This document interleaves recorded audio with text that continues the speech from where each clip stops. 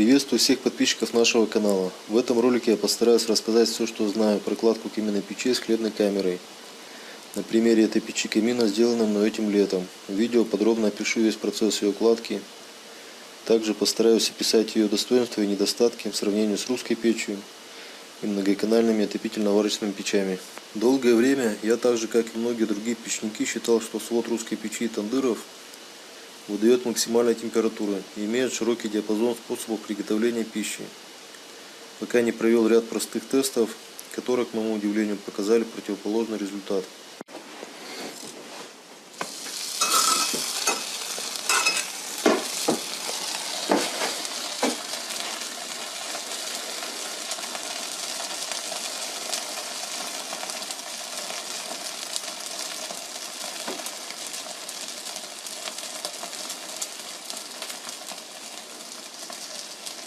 Для проведения замеров использовал слоеное тесто из супермаркета. Температура пода хлебопечи, как вы видели, составляет 450-500 градусов. И тесто успело испечься за 60 секунд.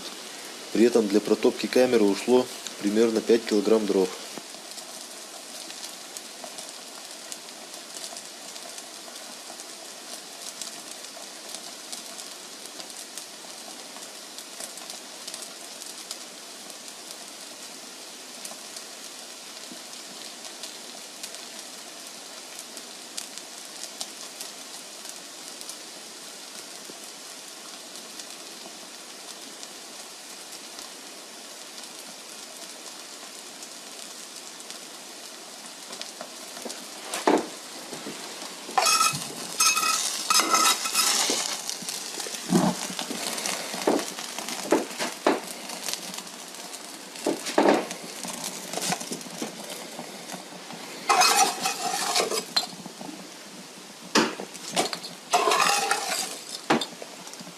Для сравнения использовал русскую печь Порфирьева, которую я построил в августе этого года.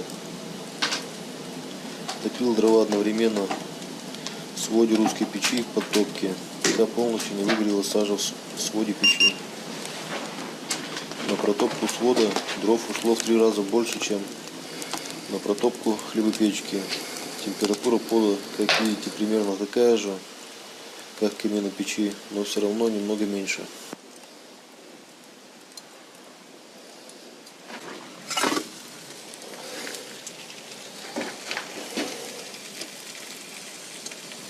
В своде русской печи я использовал то же самое тесто, но ждать пришлось в 2 раза дольше.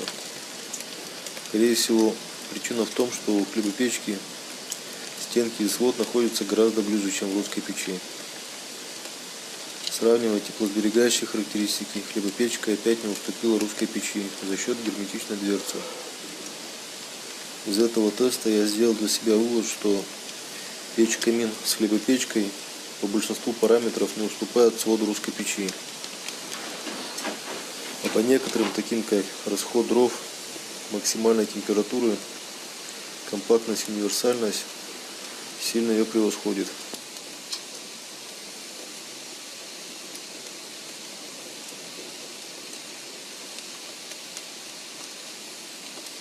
Кроме этого, я сделал для себя сравнительный анализ отопительных характеристик симметричных каминных печей и многоканальных отопительно-варочных печей. Более подробно я расскажу о них в этом ролике при описании порядовой кладки этой печи камина с хлебопечкой.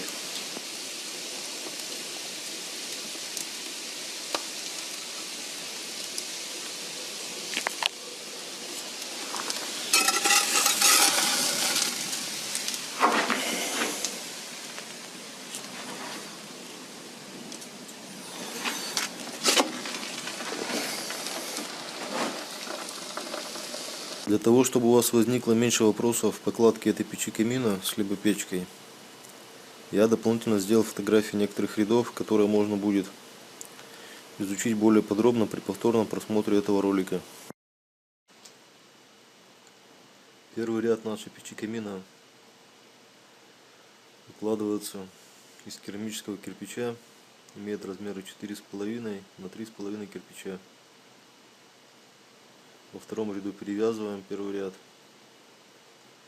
В третьем ряду устанавливаем 2 прочистных и 1 поддувальную дверцу.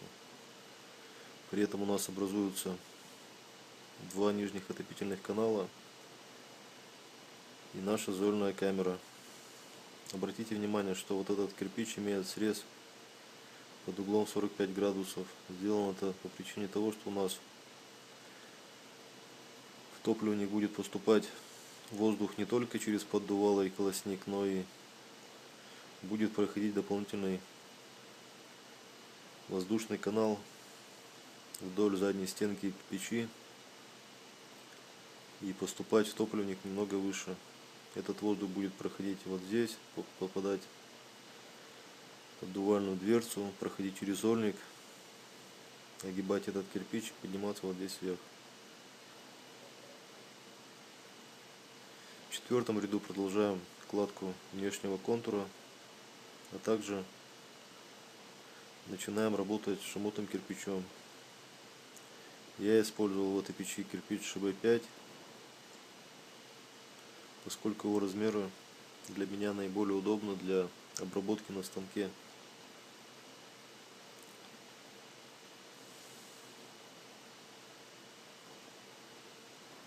В пятом ряду перекрываем наши прочесные поддувальную дверку, а также делаем под нашей печи. Под имеет форму вот такой ниши, сделано для того, чтобы после сгорания дров угли все падали, сами скатывались вниз на колосник, там догорали и пеплом падали уже в зольную камеру. Если такой ниши не делать, есть вероятность того, что дрова, которые будут лежать далеко от колосника, будут не всегда догорать до конца и оставаться недогоревшими головешками.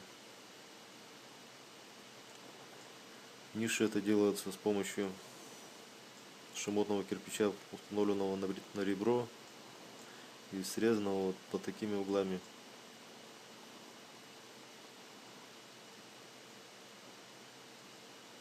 В шестом ряду продолжаем кладку внешнего контура печи. В седьмом ряду устанавливаем топочную дверцу. В этой печи я использовал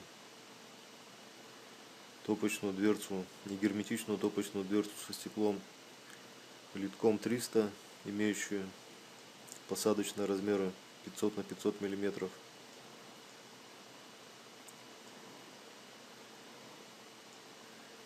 У этой дверцы предусмотрено вот здесь отверстие для подачи холодного воздуха, которые в теории должны защищать эти стекла от накопления сажи. На практике это оказалось не совсем так. Стекла постоянно коптились.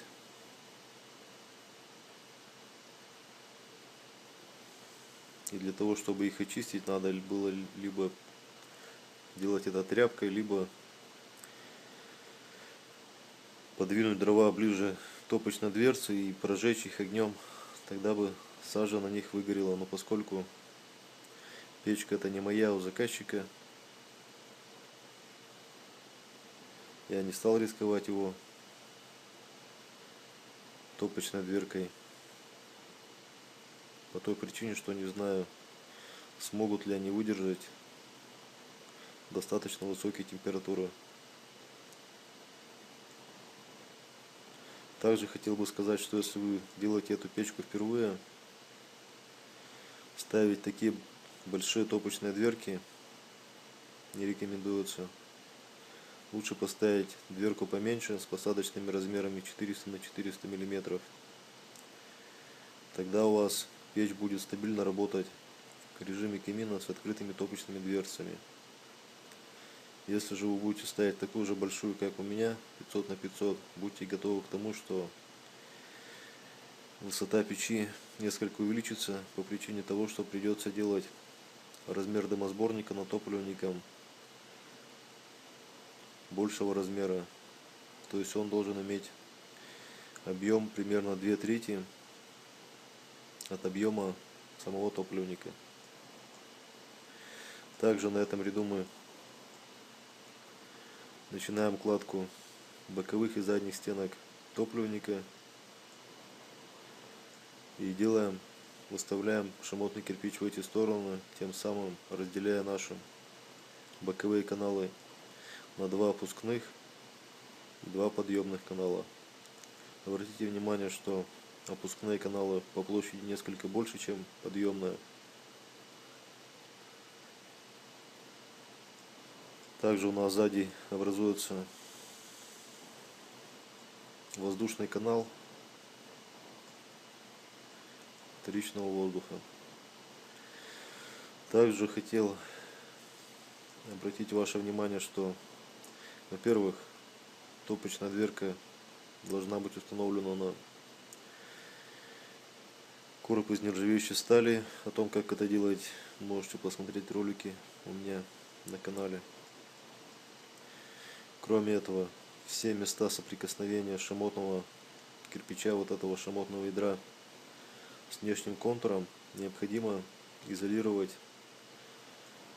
материалом, подобным базальтовому картону, либо, что лучше, мулитокремнеземистый войлок, или в идеале суперсил.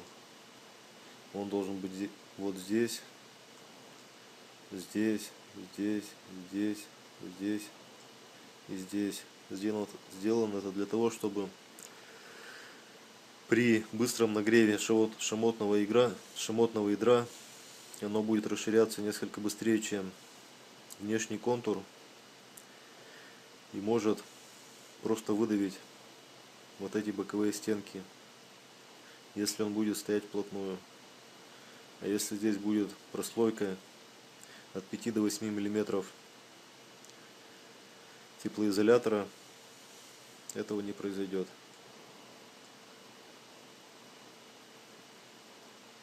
В 8 ряду продолжаем кладку, перевязываем предыдущий ряд.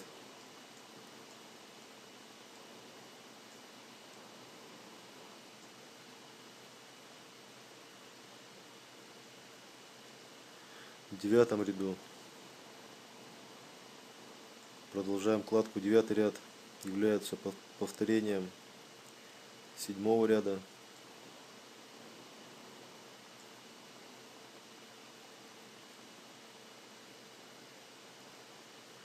Десятый ряд является повторением 8 ряда.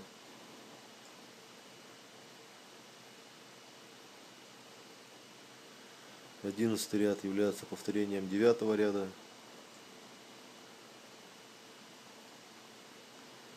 12 ряд почти полностью повторяет у нас 10 ряд, но мы оставляем на задней стенке вот такие отверстия для подачи вторичного воздуха в топливник. Вторичный воздух позволяет гореть дровам с более высокой температурой. Это, во-первых. Во-вторых, внешне пламя кажется более плотным, более красивым, но насколько это все эффективно, сказать я точно не могу. По моим субъективным оценкам, эффективность этого есть, но точных цифр назвать нельзя. Я, во всяком случае, этого сделать не могу. В 13 ряду продолжаем нашу кладку. И также у нас появляются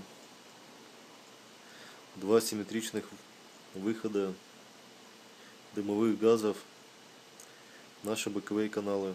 Они симметричны, одинаковые.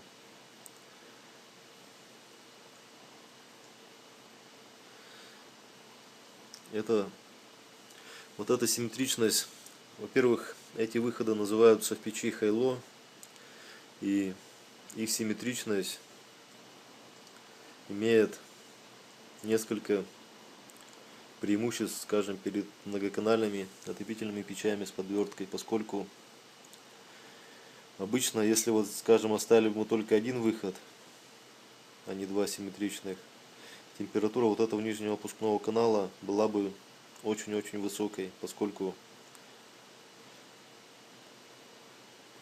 пламя из топливника выходило бы только в одну точку.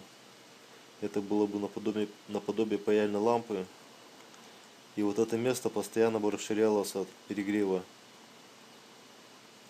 Поскольку в этой печи предусмотрены симметричные каналы, температура здесь не такая запредельная. Она пламя делится на два, рассекается на две части и не перегревает сильно каналы. Тем самым обеспечивает печку повышенной жизнеспособностью, это раз. А второе,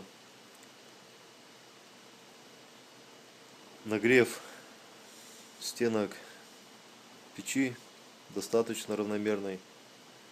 В конце ролика я покажу замеры температуры на стенках печи после протопки. Они достаточно равномерны. Но в любом случае температура здесь в выпускных каналах достаточно высокая, и для кладки такой печи требуется либо кирпич хорошего качества, керамический, либо, если вы сомневаетесь в качестве своего кирпича, в идеале вот эти каналы опускные, вот этот канал и вот этот, зафутировать лещаткой шамотного кирпича. Лещатка — это шамотный кирпич, пропиленный пополам, имеет размеры 240 на 115 и ширину порядка 30 миллиметров. Если вы таким образом отфутируете вот эти каналы, тогда будете еще более сильно перестрахованы, и проблем с печью у вас не возникнет при сильном перегреве. А сильный перегрев в этой печи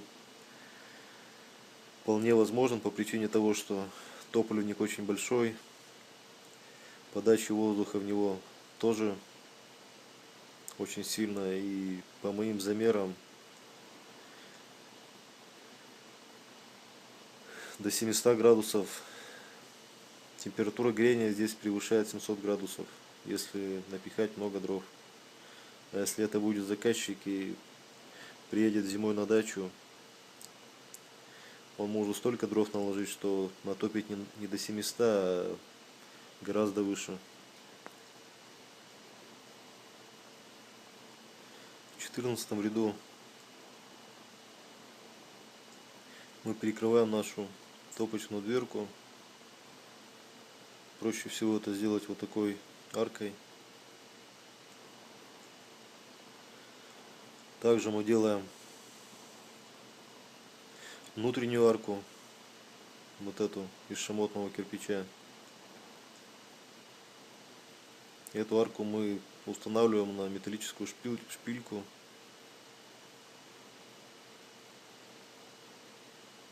И промазываем мертолем.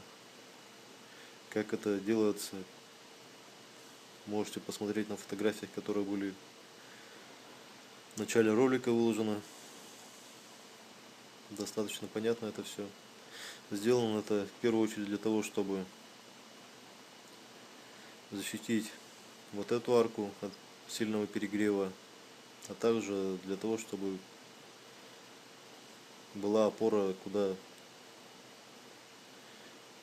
устанавливать следующие ряды кладки. Также, как видите, у нас продолжается выход дымовых газов Хайло, слева и справа симметричное.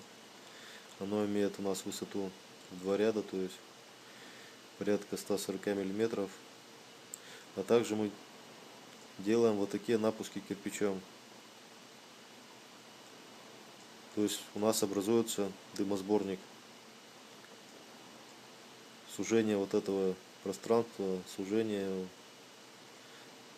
до размеров одного кирпича.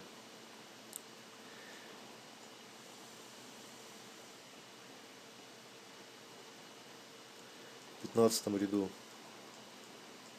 продолжаем кладку внешнего контура. Также перекрываем наши выходы дымовых газов здесь и здесь. И продолжаем сужать наш дымосборник. Таким же способом, подрезая кирпич под 45 градусов. Под 45 либо под 22. Как я уже говорил раньше, что размер, количество вот этих рядов сужения дымосборника будет зависеть от того, какой размер у вас топочной дверки. Чем больше топочная дверка, тем больше, тем медленнее у вас должно быть сужение вот этого дымосборника.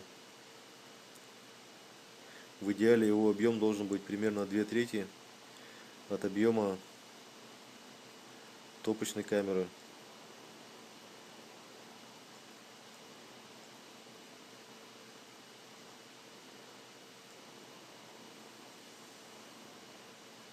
В 16 ряду продолжаем кладку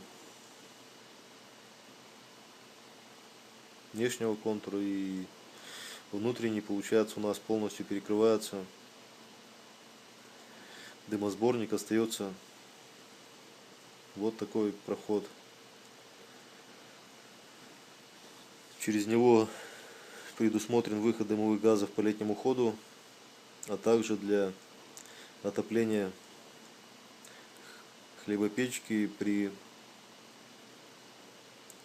несильном прогреве. То есть, если топить хлебопечку через это отверстие, с открытым отверстием, то температура в хлебопечке будет щадящей, не очень высокой, и больше будет подходить для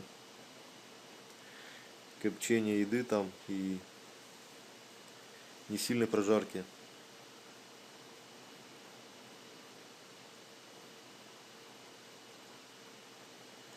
В 17 ряду продолжаем кладку. Обратите внимание, что предыдущий ряд, вот это отверстие, оно несколько уже, чем на этом ряду. Сделано это для того, чтобы хлебопечку можно было топить в подовом режиме. И вот в это отверстие будет устанавливаться шамотный кирпич. Этот кирпич будет перекрывать это отверстие, и дрова будут гореть в подовом режиме вот на этой поверхности. В таком режиме температура может в хлебопечке превышать, температура шамотного кирпича может превышать 500 градусов. Также в этом режиме вся сажа в хлебопечке выгорает достаточно быстро, и еда не будет пачкаться.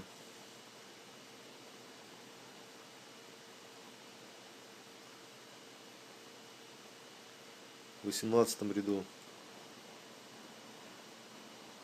устанавливаем герметичную дверку. В данном случае дверка со стеклом, можно и без стекла. У этой дверки, так же как и у нижней, при работе стекло коптится достаточно сильно.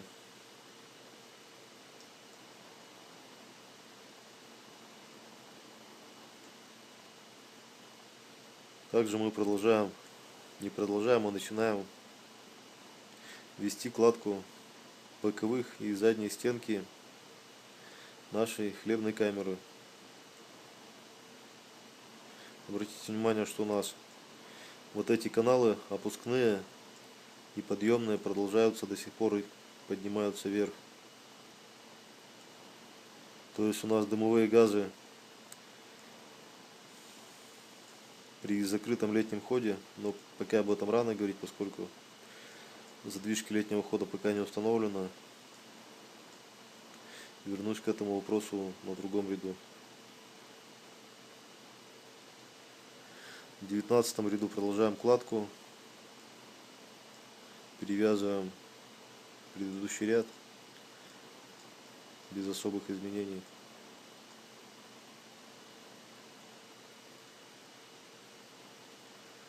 В 20 ряду начинаем сужать боковые стенки нашей хлебопечки под углом 45 градусов. В ходе испытания этой хлебопечи я пришел к выводу, что чем меньше объем этой хлебной камеры, тем быстрее она прогревается и тем выше температура она показывает.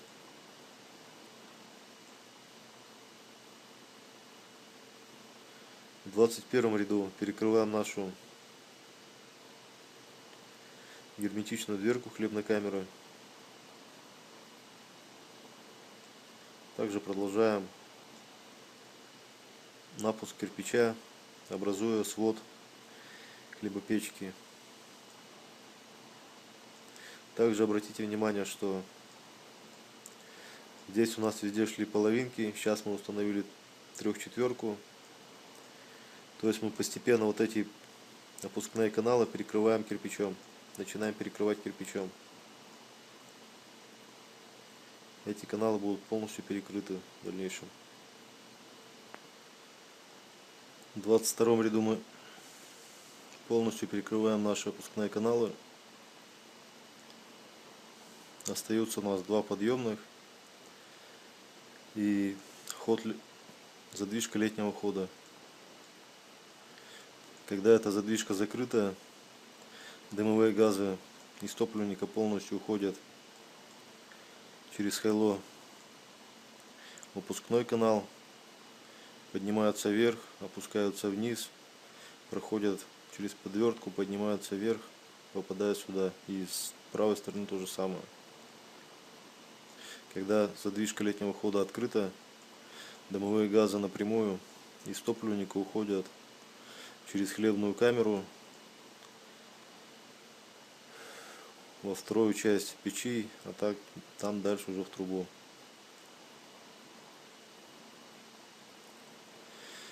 Здесь я в этом видео поставил задвижку летнего хода спереди, как это обычно делается. Но в печи, которую я делал, задвижку я поставил сзади. По причине соображений того, что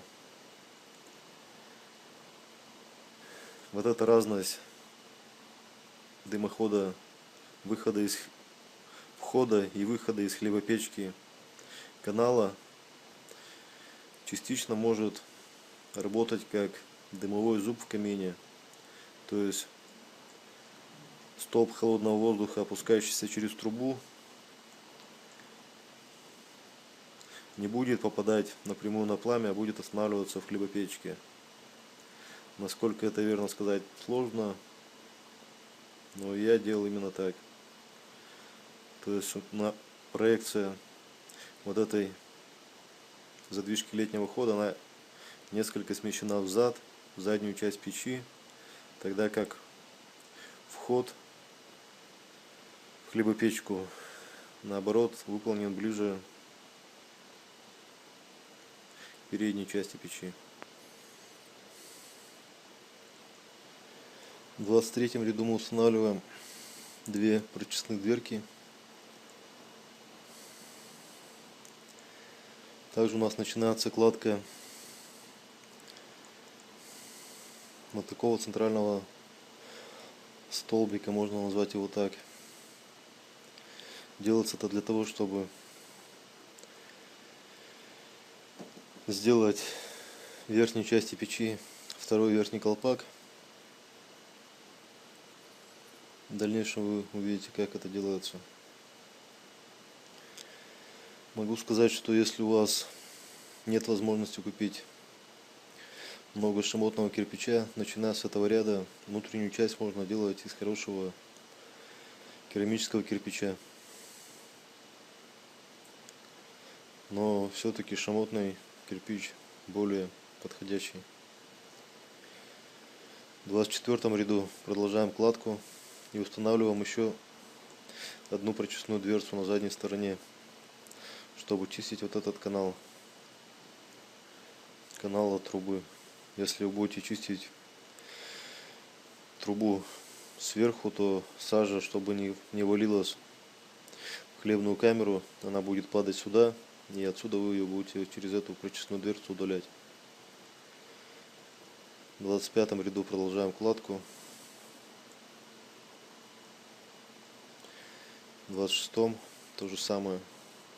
Обратите внимание, что в нашем случае мы делаем сверху второй отопительный колпак, но если высота потолков в доме не такая большая, то вариант печи с верхним отопительным колпаком не всегда войдет по высоте в такую комнату. По этой причине можно в некоторых случаях отказываться от верхнего колпака и делать просто соединительный горизонтальный канал высотой в 2-3 ряда. Тогда вы сможете выиграть по высоте печки, она станет намного меньше, намного ниже. В 27 ряду продолжаем кладку, перекрываем вот этот наш вход в столбик. То есть вот здесь у нас получается отопительный колпак, газы поднимаются вверх, горячие, холодные, выдавливая холодные газы вот в эту дырку, в это отверстие, через которое оно будет уходить сюда в трубу. В 28 ряду продолжаем кладку.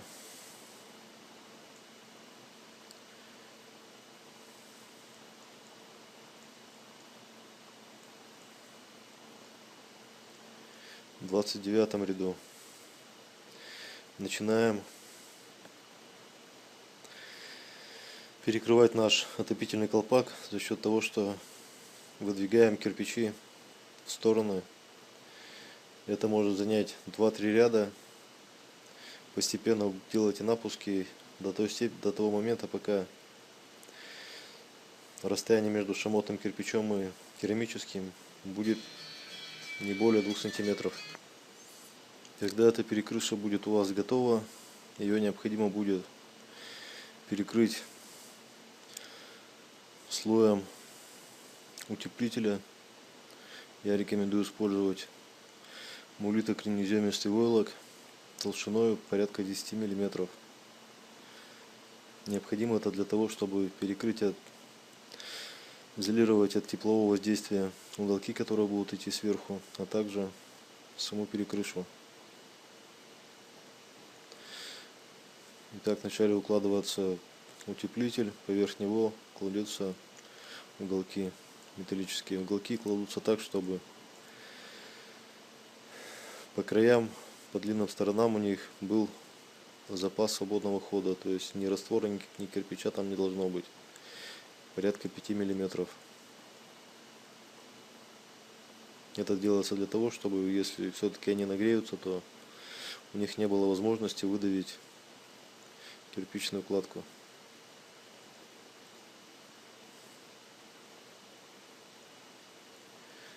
В 30 ряду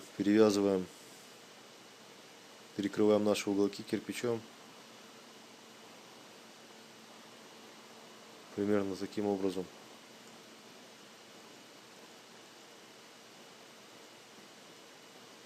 При этом здесь должно сформироваться отверстие размером 120 на 250 мм.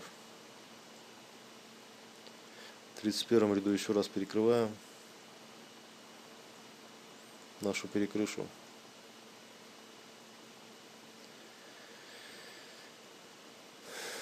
В 32 ряду начинаем кладку домовой трубы. Также устанавливаем задвижку основного хода. Обратите внимание, что у нас труба в данном случае держится в основном на уголках и на перекрыше, то есть нагрузка от трубы не настолько равномерна. По этой причине Длинная дымовая труба из кирпича для такой каменной печки не рекомендуется. Я рекомендую делать проход через деревянное перекрытие из кирпича, кирпичной трубой порядка 1,5 метров, а далее из металлического сэндвича. Устанавливать сэндвич сразу на перекрышу тоже не рекомендую по причине того, что при топке хлебопечки в подовом режиме температура в трубе будет достаточно высокой для того, чтобы сэндвич со временем прогорел.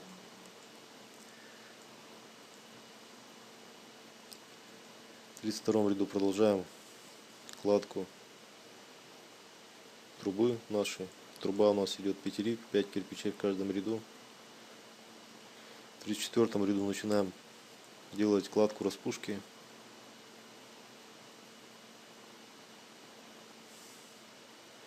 В 35-м продолжаем распушку. В 36-м,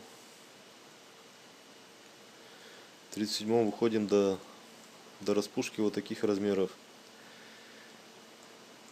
То есть 120 миллиметров шире, чем обычная труба, и 250 миллиметров от огня до наружной поверхности.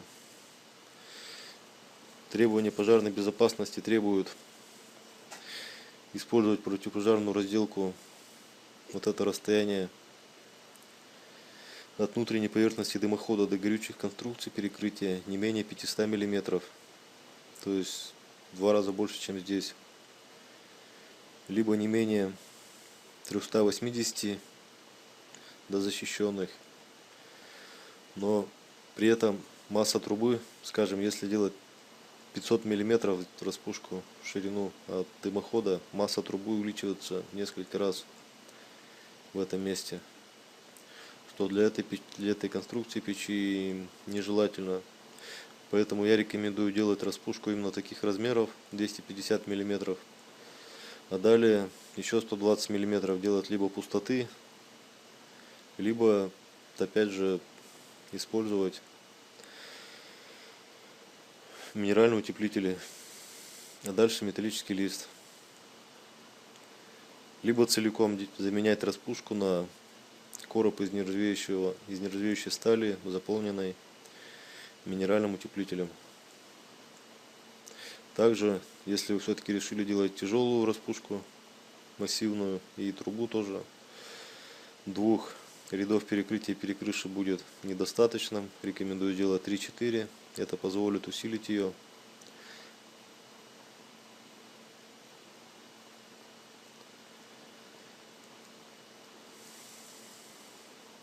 В целом,